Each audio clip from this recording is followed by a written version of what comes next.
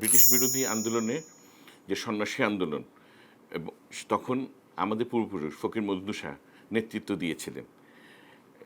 তো সেই রক্তের ধারাবাহিকতাই কিন্তু আমাদের পরিবারে, আমাদের এই বংশে আমরা যারা নাকি অত্যাচারের শাসক তাদের বিরুদ্ধে সর্বদাই লড়ে গেছি। এটাই আমাদের এই ফকির বংশকে ডিফাইন করে।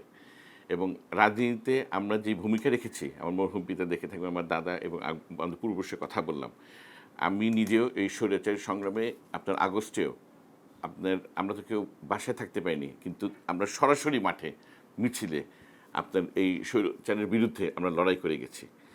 এটা জনগণ, আমাদের কাপাসিয়া গাজীপুরের জনগণ এটা দেখেছে, সারা দেশের মানুষ দেখেছে।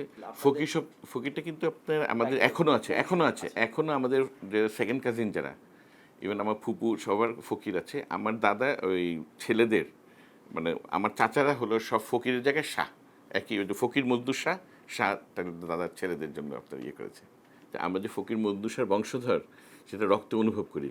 এবং এই জন্যেই আপনার যে কোনো আপনার যখনই আমরা দেখি যে আমার যে স্বৈরাচারী কোনো শাসক আমাদের উপর চেপে বসছে, এটা আমাদের ভিতর থেকেই আসে যে প্রতিবাদ করার যেটা আমরা ইনহেরেন্টলি আমরা ফিল করি যে আমরা এটা প্রতিবাদ করব, এটার ব্যাপারে জনমত গড়ে তুলব এবং আমরা এটা উচ্ছেদ করার জন্য আমরা আন্দোলনের সংগ্রামে ঝাঁপিয়ে পড়বো। ইনহেরেন্টলি আমাদের রক্তে এটা আমাদেরকে থেকে আমরা অনুভব করি। আমার পিতামহ মরহুম ফকির আব্দুল মান্নান, উনি ছিলেন পূর্ব পাকিস্তান মুসলিম লীগের সাধারণ সম্পাদক, কেন্দ্রীয় সাধারণ সম্পাদক, প্রাদেশিক মন্ত্রী ছিলেন, মুসলিম লীগের দীর্ঘ সময় রাজনীতি করেছেন। তারপরে আমার মরহুম পিতা এসছেন, উনি দীর্ঘ সময় রাজনীতি করেছেন, জাতীয়তাবাদী দলের স্থায়ী কমিটির সদস্য ছিলেন, সংসদ সদস্য ছিলেন। তো আমি রাজনীতিতে এসেছি প্রথম 2018-তে বিএনপি থেকে আমাকে মনোনয়ন দিল। এবং মূলত এই মনোনয়নটা দিল, এটা আমি বিশ্বাস করি, মনে করি আমার মরহুম পিতার যে কন্ট্রিবিউশন দলে, সেটাকে সর্বাঙ্গী বিবেচনা রেখেই দল কিন্তু আমাকে মনোনয়ন দিয়েছে। আমি তখন একটা ইউনিয়নের সদস্য। বাট তারপরে আমাদের উপজেলা বিএনপি কাউন্সিল হলো এবং সরাসরি ভোটে আমি নির্বাচিত হলাম সভাপতি হিসাবে। তার পরবর্তীতে জেলা কাউন্সিল হলো এবং জেলা কাউন্সিলে আমি সরাসরি 800 কাউন্সিলরের ভোটে আমি সাধারণ সম্পাদক নির্বাচিত হলাম। এটা বলার কারণ হলো যে আমি কিন্তু আমার মরহুম পিতার একটা বর্ণাঢ্য রাজনৈতিক ক্যারিয়ার আছে, আমার দাদারও আছে, বাট আমি কিন্তু একেবারে তৃণমূলের সমর্থন নিয়ে ধীরে ধীরে এগিয়ে যাচ্ছি। যে আমার ক্ষেত্রে এই অভিযোগটা তোলা একটু কঠিন। আমি রাজনীতিটা করি একেবারে তৃণমূল পর্যায়ে লোকদের সাথে সরাসরি, একদম ওয়ার্ডের একজন সদস্যর সাথে কিন্তু আমার অ্যাক্সেস আছে। এবং আমি মনে করি এইটা আমার রাজনৈতিক যেই কর্মকাণ্ড সেটা চালাতে সুষ্ঠুভাবে সিদ্ধান্ত গ্রহণে অনেক একটা সুবিধাজনক অবস্থায় আমি থাকি।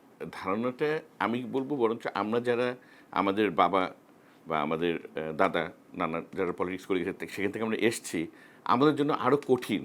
কেননা মানুষের প্রত্যাশা প্রথমেই থাকে অনেক উপরে।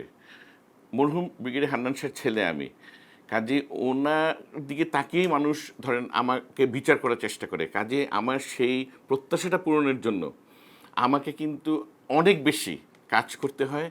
এবং আমি মনে করি সেটাকে আমাকে আসলে অনেক জায়গায় আমি বলবো আমি কিছুটা মানে সংকুচিত হয়ে আসে আমার অনেক কিছুই। কেননা আমার বাবা যেভাবে আপনার ত্যাগ তিতিক্ষা এবং তিলে তিলে উনি একটা জায়গায় পৌঁছেছিলেন, আমাকে কিন্তু টার্গেটটা সেটাই রাখতে হয়।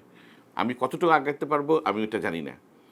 আমার আদর্শ শহীদ রাষ্ট্রপতি জিয়াউর রহমান এবং তার জাতীয়তাবাদী আদর্শ, সেটাতে উদ্বুদ্ধ হয়ে এসেছি। কিন্তু অবশ্যই আমার মরহুম পিতা যে বর্ণাঢ্য রাজনৈতিক জীবন, সেটাও কিন্তু একটা বড় নিয়ামক আমার রাজনীতিতে আসার।